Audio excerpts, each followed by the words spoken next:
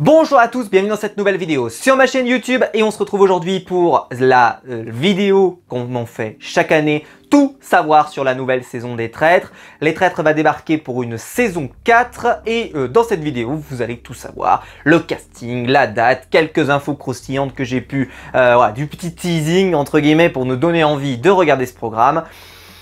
Je vais au départ de cette vidéo faire un petit coup de gueule, voilà, donc je préfère prévenir.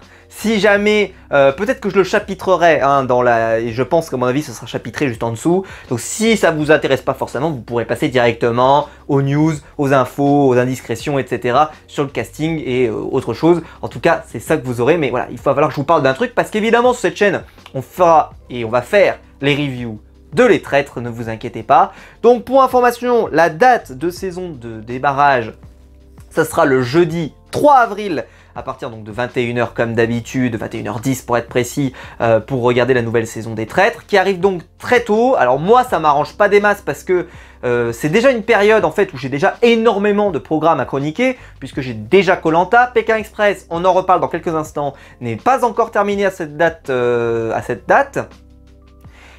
Il y a évidemment Top Chef qui va redémarrer aussi.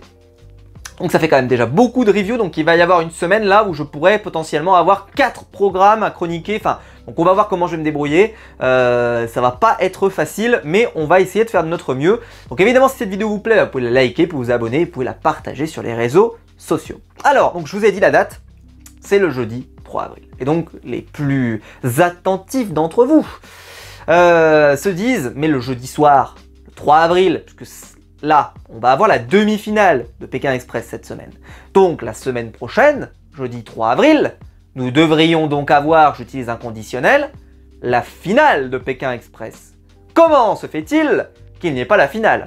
Et où est-elle? Alors déjà, pour info, quand les Traîtres, ils ont annoncé le début de saison, enfin cette date, il y a eu, alors d'un coup, chez M6, ils ont mis, mais je dirais... Bah c'est ça, attendez, je peux vous trouver l'article de Ouest France, sur lequel je l'ai cherché. Ça a été le 19-03. Et on a eu l'info sur les Traîtres avec un... Là, je vais m'appuyer sur l'article de Pure Média. C'était le 16 mars 2025. Ok. Donc, on a eu cette info, voilà, le 16 mars 2000... Enfin, le 13 mars et 16 mars. Voilà. Donc, on a eu 3 jours. 3 jours sans savoir où allait être la saison de Pékin Express. Ils n'ont pas communiqué tout de suite où était la finale. Alors, je le sais maintenant, puisque Ouest France a communiqué pour annoncer que ce sera le samedi 5 avril que M6 diffusera donc la finale de la saison de Pékin Express. Et je vous disais que j'allais commencer par un coup de gueule. Et ça franchement, ça m'agace. Mais alors que ça m'agace, je sais. Aujourd'hui, ça fait un peu vieillard de dire ça, parce que aujourd'hui, beaucoup de gens consomment la télévision en replay. Ne la consomment même pas. En fait, peut-être que des gens qui regardent Pékin, koh Lanta, Top Chef, Les Traîtres, etc., vous le regardez ça un mardi, un mercredi, un jeudi, un vendredi, etc. Peu importe, vous avez fait votre propre programme, votre propre planning. Malgré tout, je pense que la télévision, c'est quand même un lieu, un moment dans lequel on peut se rassembler tous ensemble pour regarder quelque chose un peu en même temps. C'est quand même sympa. Sur le papier.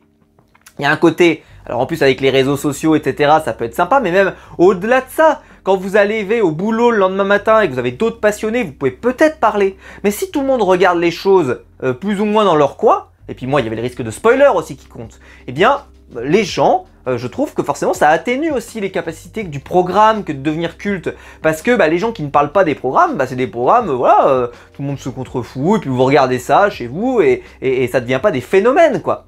Et on dirait que la télévision a oublié ce côté qu'elle doit rassembler tout un public le soir, etc. Et donc, à force de les pousser à aller faire du replay, à les pousser à aller sur les plateformes, parce qu'aujourd'hui, les scores sur les plateformes sont particulièrement, les M6+, les TF1+, etc., ils sont comptabilisés, ils sont ajoutés, ils en sont très fiers. Les publicitaires ont l'air de suivre cette formule, etc. Très bien. Et moi, je trouve que ça va, à moyen terme ou long terme, mais voilà, ça va tuer la télévision. C'est-à-dire que les programmes événementiels ne feront à un moment plus recette parce que on n'aura plus cette capacité de se dire on va se rassembler pour regarder quelque chose en direct tous ensemble. Aujourd'hui, il n'y a que le sport qui arrive encore à faire ça. Le reste, c'est en train de mourir. Il n'y a que voilà, un match de foot, parce qu'un match de foot ou un événement, je sais pas moi, les JO ou une finale de rugby, etc. où vous avez encore beaucoup de gens qui regardent en même temps. Mais pourquoi? Parce que ça se consomme mal en replay. Et là donc, je découvre, mais alors j'étais en colère, Pékin Express, la finale va donc changer. Alors je râle déjà. J'ai hâte, M6, de savoir et de voir qu'est-ce qu'il y a à la fin de la saison des traîtres. Vous savez, il y aura un jeudi, ça va se terminer. Qu'est-ce qu'il y aura le jeudi suivant après la saison des traîtres? J'ai hâte, j'espère pour vous, qu'il y a un truc qui ne peut pas bouger, qui est invirable, qui est mais intouchable, mais genre un truc, mais un événement d'une portée internationale, d'une portée majeure dont la date ne pouvait pas être modifiée. Que si ça a été modifié, ça mettait en risque, en péril l'histoire de l'humanité française. J'espère que c'est ça. J'espère pour vous. Parce que sans déconner, mais si vous faites pas un minimum d'efforts, un minimum, on ne crée pas de rendez-vous, on ne crée pas de passion, on ne crée pas de rendez-vous événementiel, etc. parce que ils font n'importe quoi. Mais le pire, c'est que celui qui s'occupe de la programmation d'M6, ce serait la première fois. Mais il nous fait ça sur tous les programmes maintenant. Tous! Il n'y en a pas un qui finit à la bonne date. Il n'y en a pas un dont les programmes ne changent pas de date. Merde! Ah non, mais il y en a marre. Personne ne le dit sur Internet et j'ai l'impression que ça choque personne. Je vois pas, moi, comment se fait-il que les journalistes médias, comme ceux qui travaillent pour le Parisien, ceux qui travaillent pour tous les autres purs médias et autres, pourquoi personne ne dit rien? Alors, en fait, ils annoncent ça comme une information, mais personne ne râle. Personne n'a l'opportunité avec votre micro d'aller voir les responsables de la com d'M6 et de leur dire et de leur demander quel est le responsable de ce désastre. Et de lui demander avec un micro, justifiez-vous, expliquez-vous. Dites-nous pourquoi la finale de Pékin Express va se dérouler un samedi et que les traites va commencer un jeudi alors que Pékin n'est pas fini et qu'on aurait pu attendre une semaine. La finale de Pékin aurait eu lieu le jeudi et dans ce cas-là, au lieu de commencer le 3 avril, on commençait le 10 avril. Est-ce qu'il y avait vraiment, mais alors un péril terrible qui fait qu'on n'avait pas le droit de décaler cette date d'une semaine? Quel était l'enjeu majeur? L'objectif impérieux qui rendait obligatoire que ça démarre à cette date? J'aimerais bien savoir, s'il vous plaît. Je prendrai n'importe quel raisonnement, même le plus débile, mais je n'en ai pas, c'est-à-dire que je n'arrive même pas à comprendre. Donc j'espère que le dernier jeudi, c'est-à-dire le jeudi où il y aura la finale des traîtres, qui on espère sera un jeudi, touche du bois, on n'est même pas garanti, et que le jeudi d'après, il y a un truc indispensable. Un truc indispensable à la vie humaine, parce que sinon je vais péter un boulon. Et le pire, c'est qu'ils nous font ça pour tous les programmes. La France a un incroyable talent. Je me souviens de Destination X, je me souviens de la dernière saison de Pékin Express, le Pékin Express qui a fini le samedi, donc là ça refinit un samedi. Le samedi, ça n'a pas marché, l'audience a été mauvaise. Pourquoi ils refont ça? M6, comment se fait-il que cette personne qui travaille à la programmation sur votre chaîne travaille encore pour vous? C'est incroyable. Qui est cette personne? Et je le dis, la presse, les médias, comment se fait-il que tous ceux qui travaillent dans les médias de télévision, etc., il n'y a personne qui se renseigne, il n'y a personne qui essaye de savoir pourquoi ils font ça? Franchement, il n'y a personne. T'as l'impression que ça n'intéresse que moi. Parce que moi, ça fait longtemps que je râle. Ça fait longtemps que je dis que c'est pas normal. Que les programmes n'arrêtent pas de changer de date, de jour de diffusion, etc., c'est pas normal. Mais je pense que le raisonnement, c'est de dire, maintenant il y a le replay, on s'en fout. Mais si on fait pas un minimum d'efforts, alors c'est sûr qu'on s'en fout. C'est sûr. Ah mais franchement, je râle, et je le dis, je suis hyper content que la saison des traîtres redémarre. Je suis hyper content. Mais là, quand j'ai découvert la date, j'ai dit, c'est pas possible. J'ai dit, c'est pas possible. T'as l'impression qu'il y a urgence. Tu sais qu'il faut le sortir là vite, vite, vite. Oh, on peut pas attendre une semaine. Ah non, c'est pas possible. Il y a vraiment, il faut le sortir tout de suite. Pourquoi? Pourquoi? Si vous avez une explication, pourquoi les journalistes n'enquêtent pas là-dessus? Vous êtes surbookés? Vous avez une occupation majeure? Je ne sais pas. Faut que je le fasse moi-même? J'ai pas les réseaux, moi. Hein. Mais j'aimerais bien avoir une réponse, une vraie réponse. Un truc, mais un raisonnement, quoi. Même débile, hein. Même débile, je prendrais. Enfin bon. Donc ça m'a mis... Mais alors ça m'a agacé. Parce que j'étais hyper content de savoir que les traîtres redémarraient. Et quand j'ai vu la date, j'ai dit, M6 me refait le coup. J'étais dégoûté.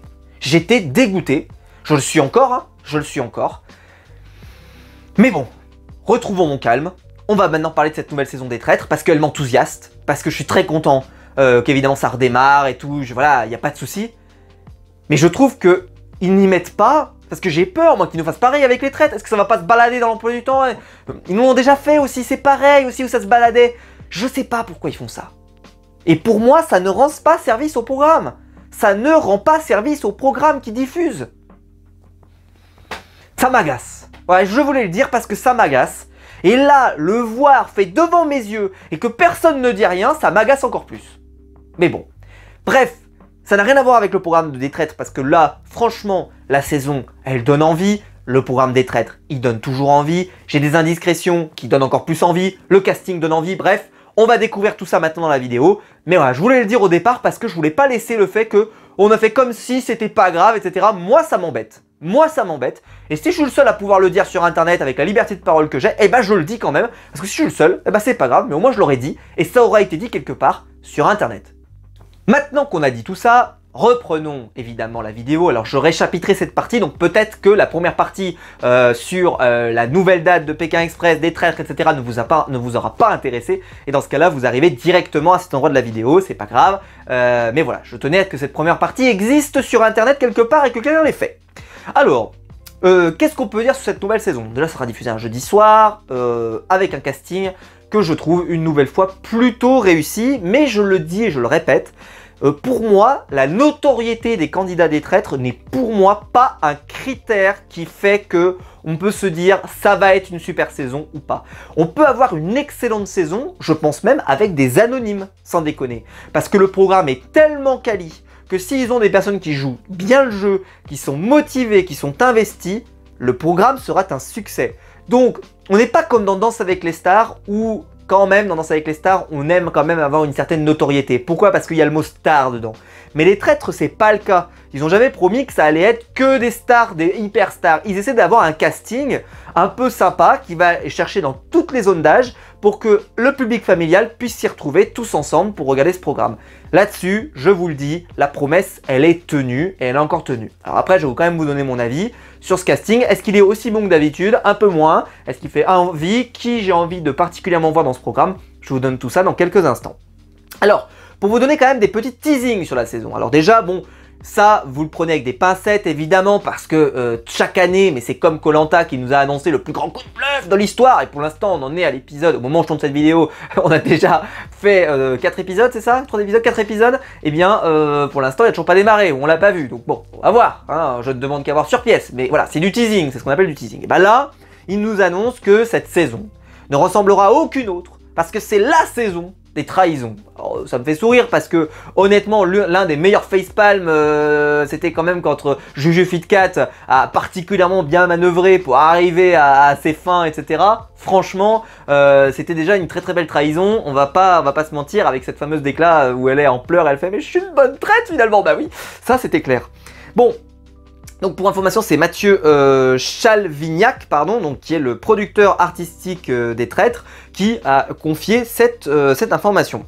Il a annoncé que on allait mettre le danger qui viendra cette fois de l'intérieur, avec les traîtres qui vont eux-mêmes peut-être se trahir. Alors ce peut-être est quand même un peu étrange parce que vont peut-être se trahir. Alors est-ce que ça veut dire que par exemple dans une des règles du jeu, un traître pourrait devenir loyal, c'est-à-dire arrêter son boulot de traître, et si c'est le cas par exemple, et eh bien dans ce cas-là on rebat toutes les cartes depuis le départ et là on rechoisit de nouveaux traîtres, tu vois. Par exemple si l'un d'entre eux veut abandonner son rôle de traître et devenir loyal, enfin je sais pas, il pourrait y avoir des mécaniques comme ça peut-être qui pourraient ouvrir, ou en fait donc ça fait que tout le travail accompli depuis le départ, hop, relance le jeu, c'est possible, ça ferait bizarre mais pourquoi pas. Est-ce que l'un d'entre eux peut quitter le navire? Et donc ça veut dire qu'il a les infos, lui il a toutes les infos, mais il faudrait qu'on le croie. Et s'il parle, bah évidemment il va se faire virer tout de suite, donc ça demanderait un peu comme la petite fille dans le jeu du loup-garou, parce qu'on sait que le jeu est très inspiré du jeu du loup-garou, et que la petite fille ne doit pas se faire voir. Voilà, est-ce que, enfin, il y a peut-être des mécaniques nouvelles qu'on va pouvoir explorer. En tout cas, ce teasing m'intéresse, je ne sais pas, mais en tout cas ça promet évidemment beaucoup de surprises. Donc, en tout cas, c'est très intéressant. Je rappelle que pour l'instant, en tout cas, les traîtres l'emportent à chaque fois, sauf dans la saison avec les influenceurs, je vous le rappelle. Et que donc là, pour une saison classique des traîtres, eh bien, ça serait une première si les loyaux s'imposaient. Donc, bon courage à eux parce que c'est pas facile du tout. Alors, Donc je vous ai annoncé évidemment la date. On est toujours dans un château, évidemment. Donc pour information, on est aujourd'hui dans le domaine de Bournel, dans le Doubs, en Franche-Comté. C'est un château privé et c'est la première fois qu'il accueille ce tournage. Côté atmosphère, alors on va être cette fois-ci dans un côté un peu conte de fées dans la journée et côté inquiétant le soir. Alors, on peut peut-être espérer un peu le côté La Belle et la Bête, un peu dans l'idée. Parce que dans La Belle et la Bête, vous savez, il y a des plans très beaux, très colorés, très lumineux, et puis vous avez des plans qui sont beaucoup plus sombres, notamment lorsqu'on s'adresse à la bête, donc on peut peut-être avoir quelque chose de ce type-là. Est-ce que ça a un énorme impact? Pas forcément pour moi, mais voilà, c'est bien parce que c'est vrai que ce cadre est plutôt sympa et plutôt intéressant. Donc 20 célébrités, comme je vous l'ai dit, toujours la même idée dans le casting, c'est un casting éclectique, alors ils ont dit disruptif, et avec comme à chaque fois des comédiens, des chanteurs, des créateurs de contenu, des politiques, et cette année ils ont 2 nouveautés, donc voilà. Alors les 2 nouveautés, c'est l'arrivée d'un pasteur, donc Cospiel, bon, c'est une nouveauté, oui, voilà, ça reste un homme, hein, ça reste un humain, etc. Bon voilà, on verra, je sais pas si c'est une bonne pioche ou pas. Le vrai sujet quand même sur cette personne, c'est que, alors je ne connais pas assez bien le métier de pasteur avec toutes ces petites précisions qui sont différentes de métier de curé, voilà, etc. Mais j'ai une question quand même pour ceux qui peut-être connaissent plutôt mieux la religion que moi. Est-ce qu'un pasteur peut mentir? C'est une vraie question ça, parce que j'ai envie de dire que s'il ne peut pas mentir, c'est un vrai problème.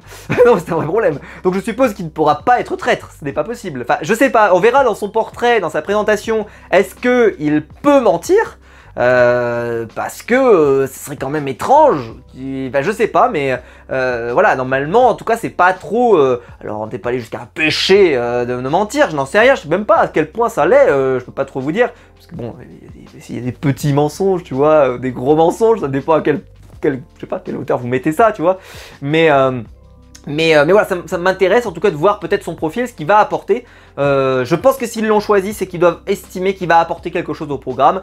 Donc je pense que ça doit être une bonne pioche, mais honnêtement, c'est vrai que sur le papier, comme ça paraît assez surprenant. Donc on verra ce que ça donne. Mais surtout, le gros truc de cette saison, c'est donc un duo de frères et sœurs qui va intégrer le jeu, dont l'un des deux est connu, mais l'autre n'est pas connu. Et ils vont cacher le fait qu'ils sont frères et sœurs, donc ils vont même changer leur nom de famille. Sur l'un donc le frère qui va changer de nom de famille d'ailleurs, pour cacher le lien de parenté qu'ils peuvent avoir. Je trouve que c'est un élément assez intéressant, mais alors qui leur rajoutera des problèmes, parce que déjà que dans les traîtres on est particulièrement obligé de mentir. Si en plus tu es obligé de mentir sur ton identité de base, ça peut amener, tu sais, le cerveau, ça lui fait trop d'infos à gérer. Donc on verra si c'est intéressant ou pas, si ça se confirme en tout cas que ça permet en tout cas une mécanique de jeu intéressante.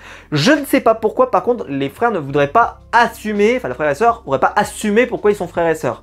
Alors, je ne sais pas quelle opportunité mécanique ça peut apporter au programme, je suis pas certain, parce que dans les traîtres, j'ai envie de dire, tu peux éliminer ton propre frère, ta propre sœur.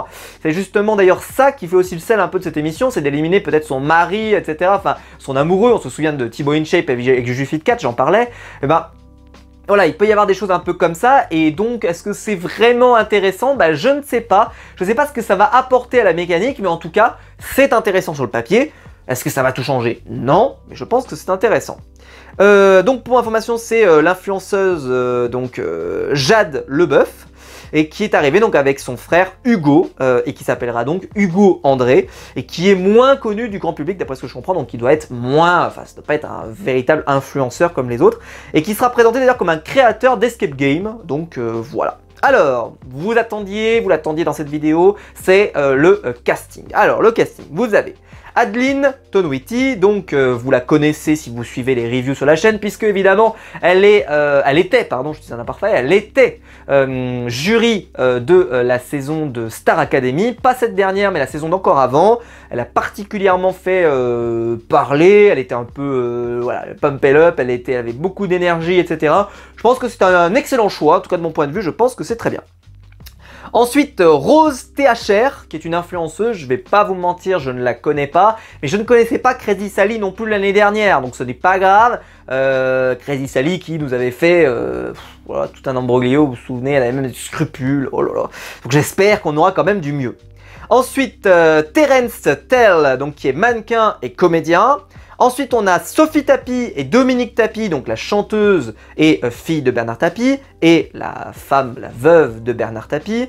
Quand on connaît la famille Tapie, je pense que c'est des très bonnes pioches. J'espère que l'une des deux sera traître. Ça serait bien. Ensuite, Yohan Ryu, journaliste sportif. Moi, je suis très content qu'ils aient choisi Yohan Ryu. Alors, il est un peu de la maison, hein. Même s'il est l'équipe, tu vois, marketer l'équipe, mais il est sur RTL. Voilà, c'est un mec de la maison, hein. C'est un mec de la maison. Ils ne sont pas allés le chercher loin, hein. On le voit, il a fait Pékin. Voilà, c'est vraiment un mec en plus qui est good vibes et tout. Par contre, c'est un mec qui est assez sans filtre. Tu sais, il est toujours plein d'énergie, il va à 200 à l'heure, etc. Et donc, attention, parce que là, quand même, les traites, c'est un jeu où il faut avoir du contrôle. Et donc, ça peut lui jouer des tours parce que, selon son rôle, hein, s'il est traître ou loyal, mais même loyal, s'il en fait trop, s'il est trop percutant, tu vois, trop d'énergie, trop de trucs, un peu le côté de « Oula, il me fait peur », eh bien, il pourrait être éliminé très vite, Yohan Ryu. Donc, on verra si ça se produit ou pas, hein, mais voilà. Pour moi, une autre bonne pioche, évidemment, c'est Adil Rami. Donc qui est ancien footballeur professionnel, je sais qu'il fait maintenant du contenu un petit peu sur les réseaux. Il est également dans Danse avec les stars, donc voilà, c'est vrai qu'en ce moment il est vachement mis en avant, je sais pas trop pourquoi d'ailleurs, mais en tout cas il est vachement mis en avant à la télévision. C'est une très bonne pioche Adil Rami pour moi, parce que à chaque fois que je le vois quelque part, je le trouve good vibes. Ça se voit qu'il a envie de se marrer, ça se voit qu'il a envie de jouer. Je pense que c'est une excellente pioche. Vraiment, ils ont eu raison de le choisir. Ensuite, pour les fans de Koh-Lanta, Laurent Mestrel, alors qui est présenté comme animateur de télévision, mais évidemment, nous on le connaît aussi pour avoir fait Koh-Lanta. Très bonne pioche aussi, très bonne pioche aussi. Alors moi, je comprends pas pourquoi ils n'ont pas encore chopé Moundir. Alors ça m'épate, parce que Moundir, joueur de poker professionnel, tu te dis, il y a un truc à faire dans les traîtres, il y a un truc à faire. Donc, tu sais, parce qu'ils essayent d'aller chercher des gens de Koh-Lanta, quand tu vois ça, parce qu'il y a un côté un peu stratège, machin, etc. Pourquoi ils n'ont pas encore chopé Moundir? Alors, peut-être que Moundir ne veut pas faire les traîtres aussi, hein. C'est possible, hein. Je connais pas assez, je veux pas le pousser à aller faire les traîtres, le pauvre, s'il a pas envie, tu vois. Mais je pense sincèrement, M6, vous auriez tort de vous en priver. Il est dans le mode des médias, il est sur RMC, voilà, c'est quelqu'un qui est encore là, même s'il est plus dans les émissions de télévision sur W9.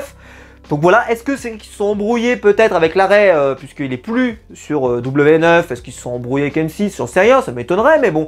Mais je pense que sincèrement, vous auriez tort de vous en priver, de ne pas le choper pour une saison suivante.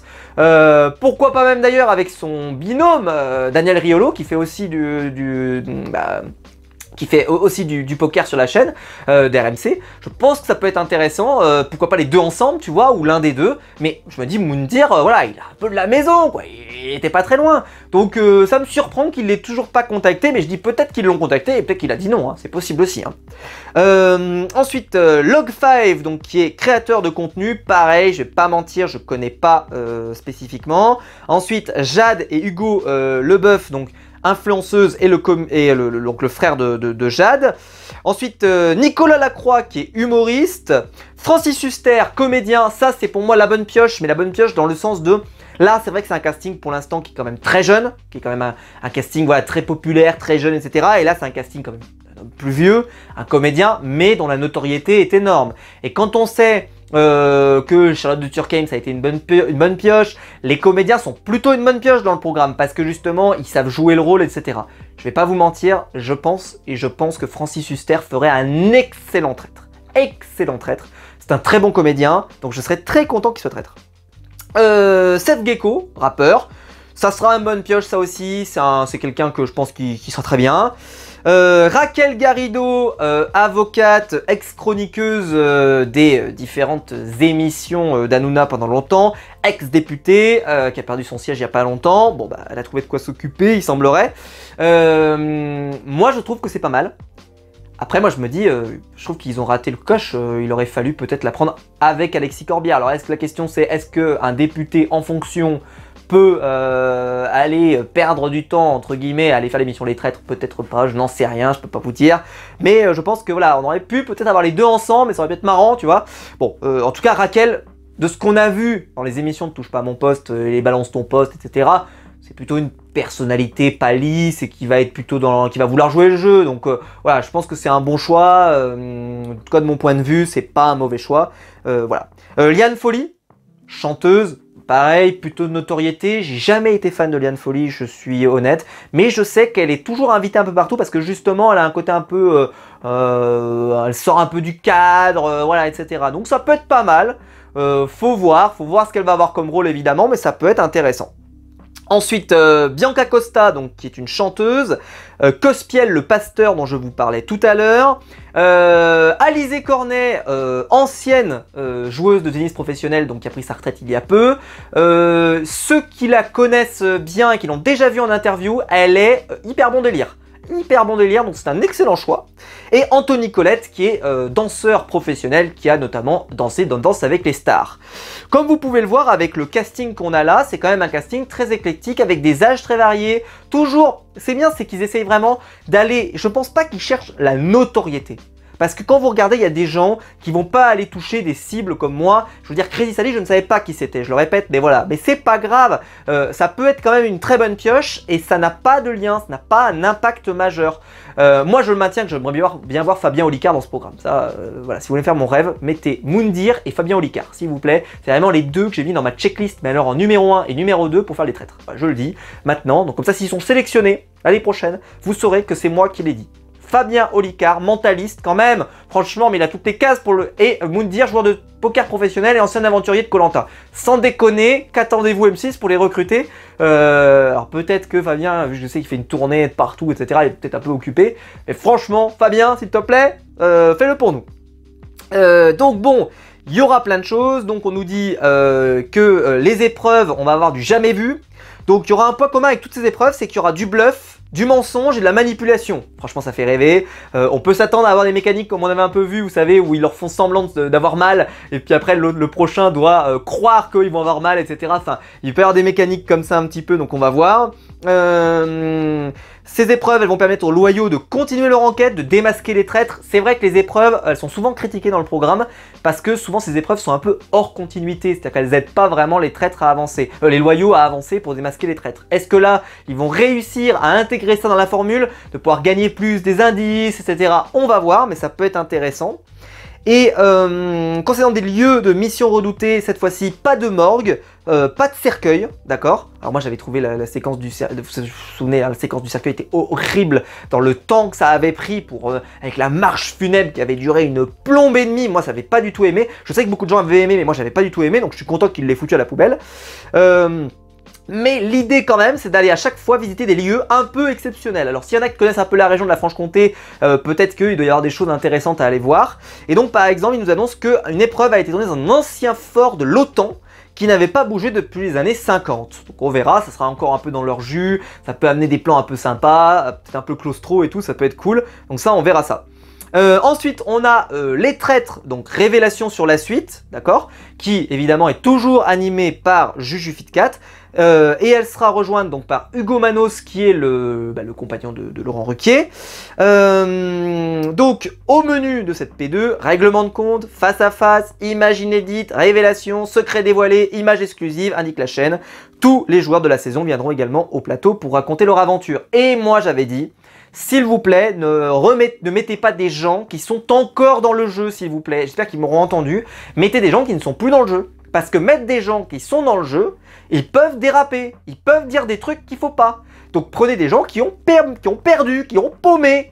Voilà. Là, l'année dernière, ils n'arrêtaient pas de faire ça. Ils n'arrêtaient pas de ramener des gens qui étaient encore dans le jeu. Et donc, à chaque seconde qu'ils parlent, ils peuvent faire un dérapage et dire des choses qui se... Voilà, non. Je pense que c'est un mauvais choix, donc s'il vous plaît, prenez plutôt des gens qui sont partis, voire même des gens des anciennes saisons. Moi, j'aurais aucun problème à voir des anciennes saisons venir sur le plateau.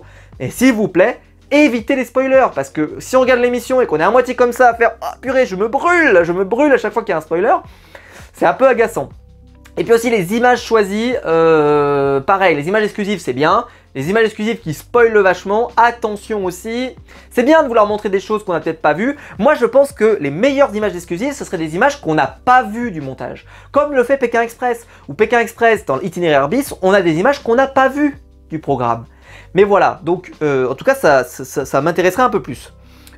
Pour info, le programme fonctionne toujours très bien en termes d'audience et donc on peut espérer que le programme retrouve, parce que c'est toujours sa case favorable, c'est sûr que c'est pas pendant l'été, Mais moi je pense que c'est un programme qui peut marcher à toutes les saisons. Moi je pense même que ça pourrait être un très bon programme de Noël, ça peut être un programme de l'été, ça peut être un programme n'importe quand.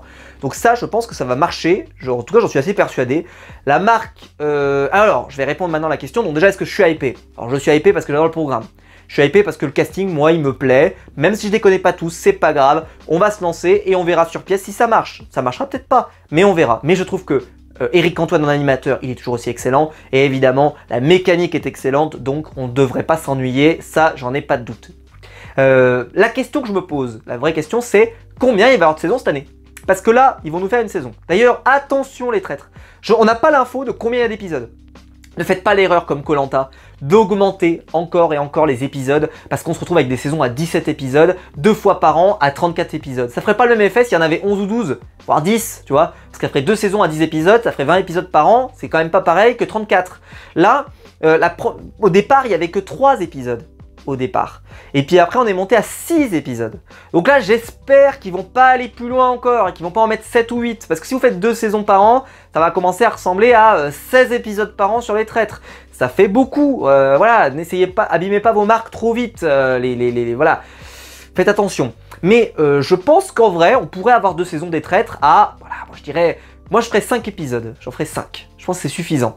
Mais 2 saisons de 5, ça fait une saison à 10 épisodes sur l'année, c'est pas mal. C'est pas mal. Mais voilà, là je pense qu'à mon avis, quand même avec 20 candidats, on risque d'en avoir pour un moment. Donc on risque de retourner à 6 épisodes. Ça fait un peu beaucoup pour moi, mais bon, c'est correct. Mais c'est surtout parce que je trouve que des fois, si on perd en rythme, si on perd, voilà, si on sent qu'on perd du temps, c'est ça qui est dommage. C'est un programme qui est super rythmé, les traîtres. À la base, c'est un programme super rythmé. Donc essayez pas plutôt de vouloir le remplir avec des épisodes et de l'étendre voilà, en le rendant moins dynamique. Je pense que c'est une erreur. Ça rendra les épisodes moins bons. Comme ils nous en font dans Koh-Lanta, quand ils coupent les épisodes en 2, ça rendra les épisodes moins bons. Donc voilà, pensez-y.